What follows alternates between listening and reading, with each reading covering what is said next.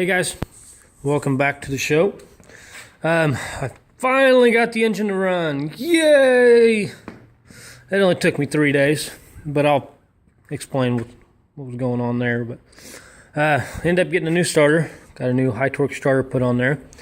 As you can see, I've changed some things around. I went ahead and I knocked them other side plates off, or the little Nerf bars, as you would call it, I guess. And I'm going to put these on there. I'm also going to fabricate a whole new rear fender section for the back. So this is kind of how I did my electrical work. I'm running 2-gauge wire from a battery up into the starter. And then I've got a little push button down here. This is all just temporary, just to get her to start. The problems I was having, could not get it to fire. Then once I did get it to start, it only run on one cylinder. These intakes, kind of find out you can't tighten these things very tight. If you do, it warps it. And I was getting all kinds of air coming in behind here, and you wouldn't believe that would stop this engine from running. So what I did, I got some RTV sealer. I sealed all the way around, and I also sealed up right here, right where the intake bolts up to the heads. So let that set overnight and fired it up, and she ran. So I'll show you guys here in a few minutes, but we'll go over some of the changes that we're doing. We're going to mount these Nerf bars on the side. Just kind of got them tacked in there. I'm going to have another bar comes up from here. It's going to come up at an angle and down. And then I'm going to have sheet metal. It's going to be flat up here, and it's just going to curve around the tire and then just come straight down. Have the seat in there, obviously. We're going to stick with the stock hood. I had to redo the exhaust system, so I've got that, and I don't know where my other piece went. Oh, there it is. Hang on a second. So, and this little elbow here is gonna, which I had it tacked on there, but the engine vibrates so much that I just didn't want to stay, but it's gonna be somewhat like that. So, I'm gonna have to change the flywheel little flywheel keys, or the gear, to a steel one. So I'm gonna have to get a hold of EC carbs and get a steel one, because you don't get that thing exactly right and it just chews that starter ring gear up. So I don't suppose it's gonna last too much longer. But another thing I did,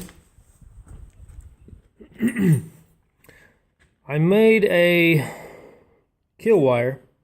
These are diodes. Well, I must have put them on wrong or backwards, because I'm getting juice through these two wires, which they both go to each coil, but I'm not getting nothing out of this. So when I go to ground it out onto the frame, engine stays running.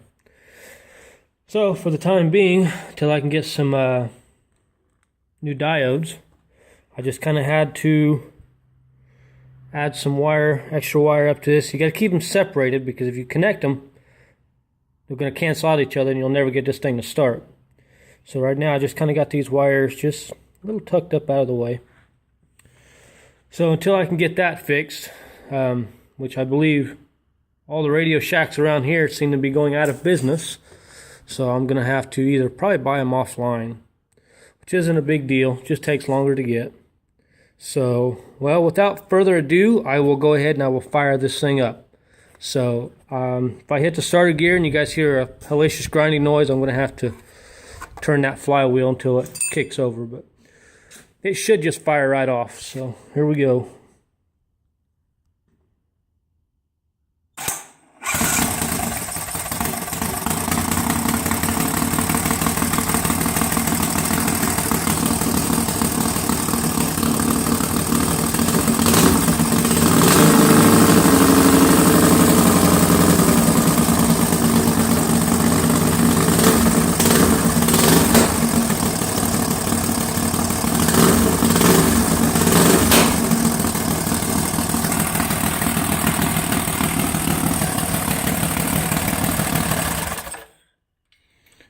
Still has some timing issues. I've also got to go ahead and readjust the valves.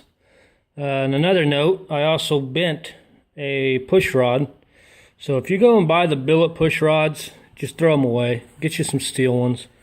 I kind of got conned into buying that when I bought the cam, and every time I turn around I'm bending one. So, but she runs good. I've got to adjust the timing a little bit here on the flywheel and adjust my valves, and it should run better.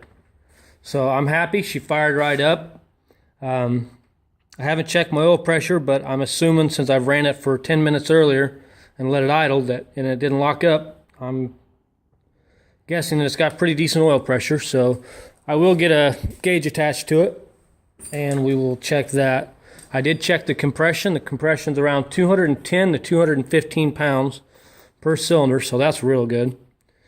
So other than that, now I've just got to start welding up and go to a buddy's house that's got a rolling machine and roll out some 16 gauge flat steel and start making my rear fenders and start bolting everything together, and we'll take it for a test run. So until then, you guys stay tuned, and thank you for your patience. I know it's a long time coming, and this build seems like it's taking absolutely forever, which it is.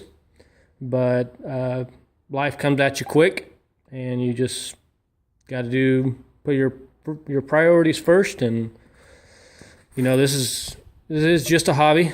I've got my other mower. It's over at the other house. We kind of relocated to a different house we may be purchasing, but that's in whole nother story.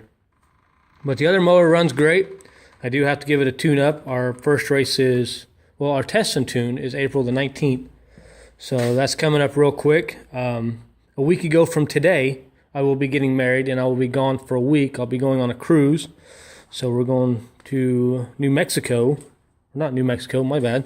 To Mexico. So I had to go through all that. Hey, let's get a passport and all that other fun stuff. So we've got all that. And so I really wanted to get this engine running before I got married and went on the honeymoon. That way I can go ahead and get the other mower tuned up and ready. I don't think this one will be ready by April the 19th. I'll push it as hard as I can when I get back. But I couldn't really spend too much money on this or anything else due to the honeymoon and the wedding. So if you guys know how that goes, that's quite a bit of chump change going out there. So a few $1,000s later, I'll come back and we'll get cracking on this, and we'll get her running. I'll do some little testing up and down the driveway and in the yard and do a few donuts, and then I'll tear it apart and we'll start painting it, getting it ready for the 2015 season. Another thing I'm going to do, this gas tank will most likely be mounted right about there. So get the floorboards done, get everything finished up.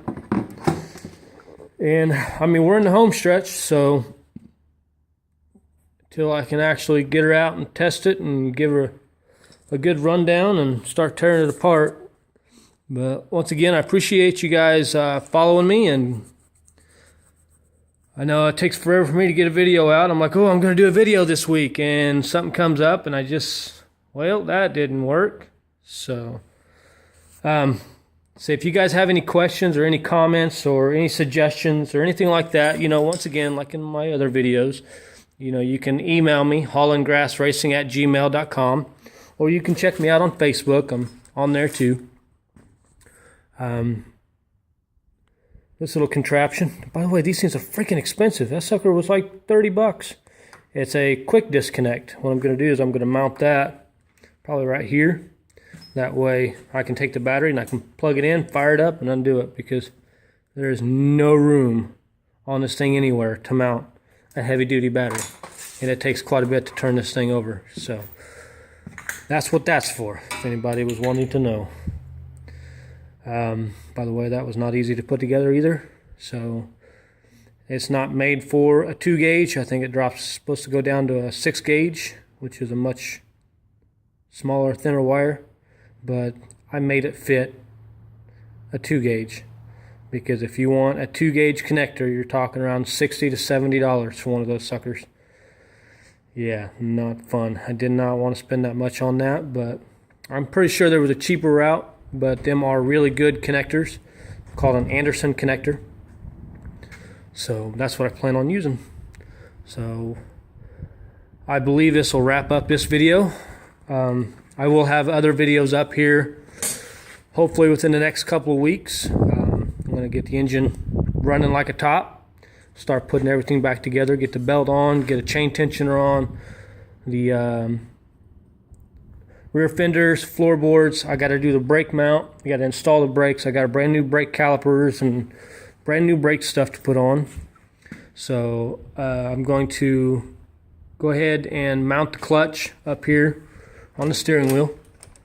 I'll probably put it up here.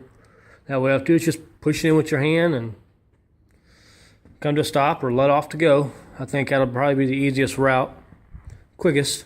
So, well, I think this is going to wrap up this video. I appreciate you guys watching, and please stay tuned for more videos.